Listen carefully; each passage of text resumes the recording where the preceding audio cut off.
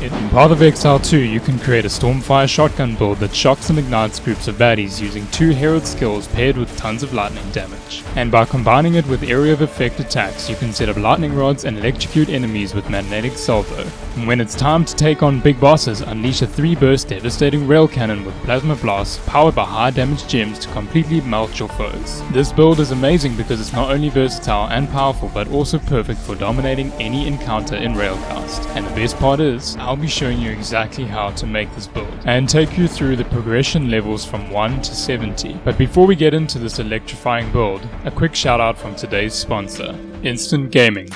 And today they're back with another giveaway, offering you a chance to win a game key redeemable on platforms such as Steam, PlayStation and many more. Details on how to enter are in the description. They also provide the latest and trending games at unbeatable prices. Just have a look at the discount on Space Marine 2. And with 24/7 support and fantastic ratings, you can trust your game will be delivered instantly. If you're looking to grab a great deal, check out my affiliate link in the description.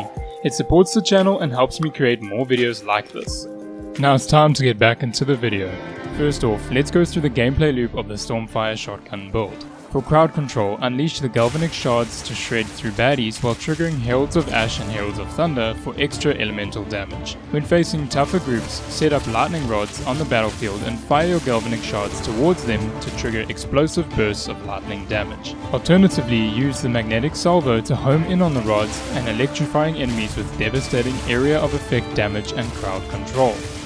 For single target enemies like rares and uniques, use Voltaic Mark to increase shock and use Electrocuting Arrow to make all lightning damage produce electrocution. Combine this with lightning rod placement and galvanic shards to continuously proc electrocution effects, holding your target still. Once they're locked down, switch to the shock burst round to unleash massive damage, and when the clip runs dry, use emergency reload for a final push. And then when it comes to boss battles, start by deploying an artillery ballista to generate rage while charging up a devastating plasma blast during the boss's intro sequence. Once fully charged, unleash 3 powerful blasts to obliterate their health bar, and then switch to the single target strategy to continue dealing consistent damage. If another opening arises, charge up another plasma blast to deliver the finishing blow. So now the build is dealing great damage, but for survivability, maintain your distance from enemies and rely on high evasion and the wind dance passive to dodge incoming attacks. This defensive strategy ensures you keep dishing out damage while staying out of the harm's way. And while this build is no meta, the gameplay loop is fun and effective, which seamlessly transitions between crowd clearing, single target obliteration and epic boss takedowns. Let's move on to game progression and break down the journey from levels 1 to 45, covering the key weapons, skills and strategies to set the foundation for your build. This phase is all about creating a strong early game setup that will carry you into the cruel difficulty. At the start of the game, rather focus on using a bow as it provides access to lightning skills earlier than the crossbow.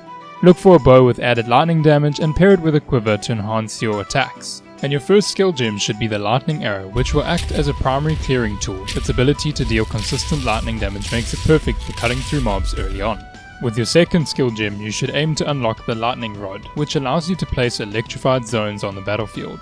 This skill works perfectly alongside the lightning arrow, adding powerful area of effect damage for tougher groups. The main loop to focus after this is shooting lightning rods in the ground and triggering them with the lightning arrow. As you reach higher levels, it's time to transition to the crossbow. Start using the galvanic shards with lightning rods for devastating close range damage, and for tougher single targets, unlock electrocuting arrow to paralyze enemies. Its utility makes it invaluable for handling rares and challenging encounters. Next, aim to acquire the Voltaic Mark, a skill that marks enemies to amplify shock effects and trigger explosive bursts of lightning damage. It pairs perfectly with your other skills, adding a new layer of power to your tactics. As you continue through your journey, focus on improving both survivability and damage output to tackle the harder parts of the game. For defense, unlock Wind Dancer, which reduces the damage by knocking back enemies and increasing your evasion. And then to improve your offensive capabilities, activate Herald of Ash and Herald of Thunder. Herald of Ash brings explosions of fire, and Herald of Thunder triggers lightning bolts from the sky. The Herald of Thunder triggers the Herald of Ash, causing massive damage and area of effects. And finally, for even more firepower, unlock Shock Burst Rounds, a powerful skill that delivers high damage bursts, perfect for single targets or bosses, and pair that with Emergency Reload, which instantly refills your clip when the magazine is empty. These final upgrades solidify your build's progression, preparing you to go into cruel difficulty. There are 2 final skills left to acquire, but we'll go through that after we cover the next section.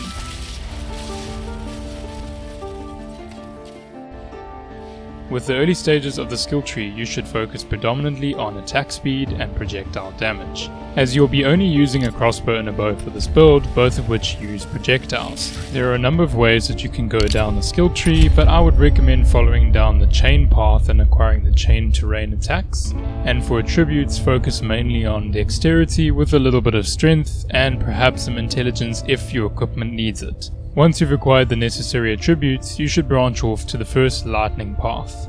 These passives are crucial to your build and increase your lightning damage as well as shock and electrocution buildup.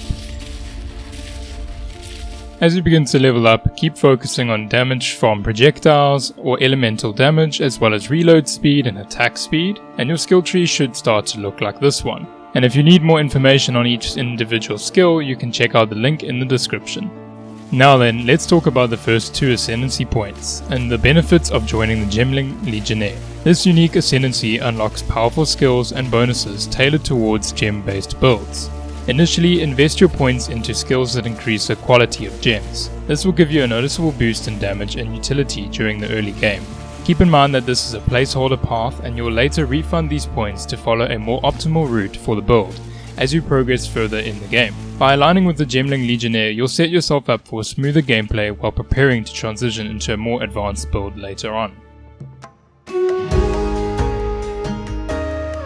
Let's go over the support gems used for each skill and also the final skills for the build. Starting off with Lightning Rod, you should use Scatter Shot to create more projectiles and increase the number of rods deployed, and combine that with a bow that also shoots an extra projectile. Add Coursing Current to boost the shock chance and affect enemies in a 2.5 meter radius. Add Conduction for double the chance to shock enemies, ensuring a consistent crowd control. Then moving on to Galvanic Shards, use Martial Tempo for increased attack speed, Primal Armament to enhance elemental damage, and Conduction again to increase the chance of shock enemies. This will require the 2 support gem ascendancy, which will be used on other skills as well, like Shock Burst Round, where we will use Martial Tempo again, with concentrated effect to amplify single target damage at the cost of reduced effect area, and Fresh Clip to increase the damage whenever a bolt is reloaded, perfect for maintaining high DPS. And for Emergency Reload, use Premeditation to increase damage of supported skills, Culling Strike to instantly kill enemies below a certain health threshold, and then Ingenuity to reduce cooldown for faster reloads. And for Voltaic Mark, use Strip Away to boost the mark's effect on enemies, Lightning Exposure to amplify shocking effects, and Maim to slow down enemies, improving control and survivability. For Electrocuting Arrow, you pair it with Neural Overload, which primes enemies for electrocution. The next support gem ensures a 100% increased chance to inflict ailments like electrocution, though it comes at an 8-second cooldown, which isn't an issue since you use the skill sparingly on tougher enemies. You also include Blind, so enemies hit by Electrocuting Arrow become blinded, giving you an added layer of survivability. Now moving on to Herald of Thunder, this skill benefits from some key support gems to enhance effectiveness. First, add Long Shot, which increases the damage dealt to enemies further away, then pair it with Elemental Focus to boost its overall elemental damage, and finally include Innovate, which provides a significant damage increase whenever you score a kill with enemies that are shocked. Now it's time for Herald of Ash. To enhance impact, start by adding Concentrated Effect for AoE damage, include Cannibalism for regain on health kills, which adds some needed recovery to your build. Finally, add Fire Mastery to further boost the effectiveness of your fire damage. And now for Wind Dancer, predominantly focus on survivability such as Vitality, Awesome Precision, and Energy Barrier to help survive a little bit longer.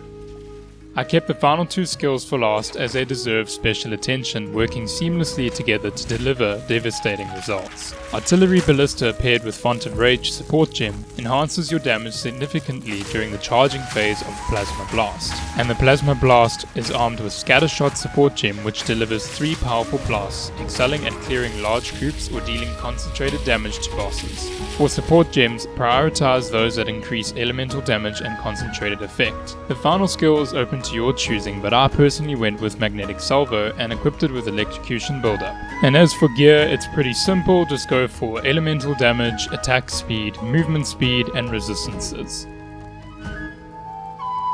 As you push past level 60 and dive into Endgame, the build continues to evolve. Focus your passive skills on maximizing elemental damage, reload speed, and attack speed to maintain peak efficiency. For gear, prioritize items with high elemental DPS to fully unleash the potential of your skill. There's a written guide in the description for those who want detailed breakdowns on the passive skills, gear suggestions, and more. I hope you all have a blast trying out this new build. It's been an exciting journey crafting it all for you. This is my first build guide and I'm always looking to improve, so feel free to share tips or thoughts in the comments below.